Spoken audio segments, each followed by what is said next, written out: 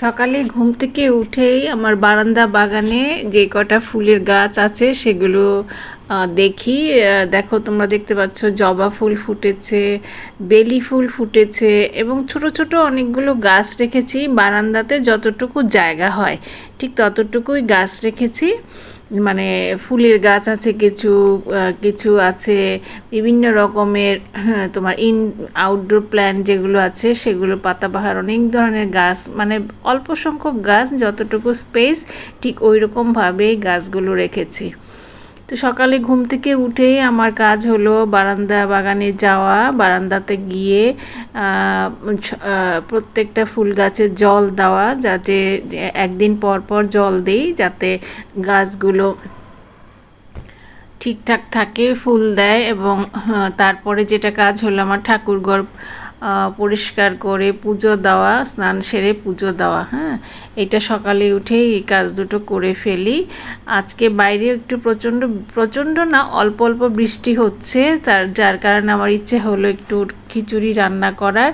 আর খিচুড়ির সাথে পটল ভাজা করেছি।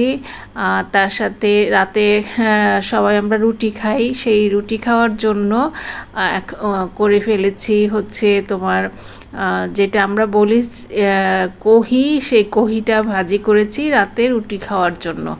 আর খিচুড়ির সাথে তোমার নিরামিষ খিচুড়ি, তার জন্য করেছি পটল ভাজা, দেখতেই পেয়েছো। তো এই কহিটা ভাজা করেছি রাতে রুটি দিয়ে খাওয়ার জন্য। আর তারপরে হচ্ছে খিচুড়ি বসিয়ে দিয়েছি। হ্যাঁ, এই যে মুগ ডালটা একটু ভেজে নিলাম, মুগ ডালটা ভেজে নেওয়া মানে কাঁচা একটু গন্ধ থাকে, সেটা যেন না হয়, গন্ধটা না থাকে, এই জন্য একটু ভেজে নিলাম। তারপরে ঘি দিয়ে দিলাম।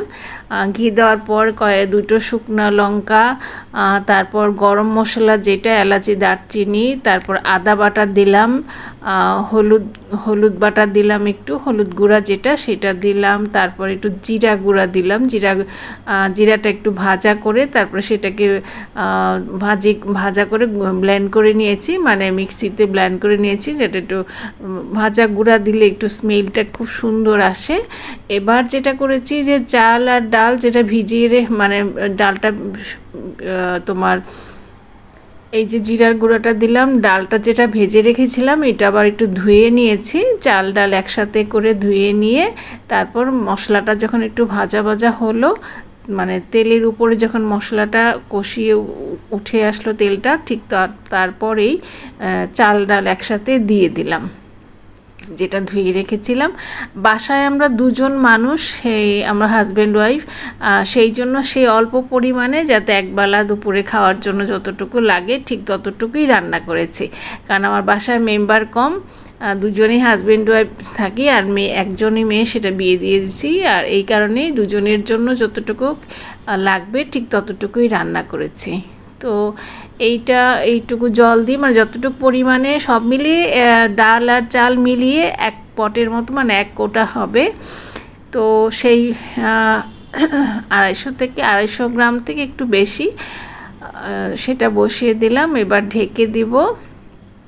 ঢেকে দেওয়ার পর যেটা হয়েছে যে খিচুড়িটা একটু মানে বেশিক্ষণ লাগেনি হতে, এটা হয়ে গেল খিচুড়িটা।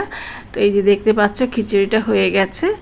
তো এটা একটু বাদাম দিয়েছি, সাথে একটু কিশমিশ দিয়েছি যাতে একটু খেতে ভালো লাগে নিরামিষ খিচুড়িতে।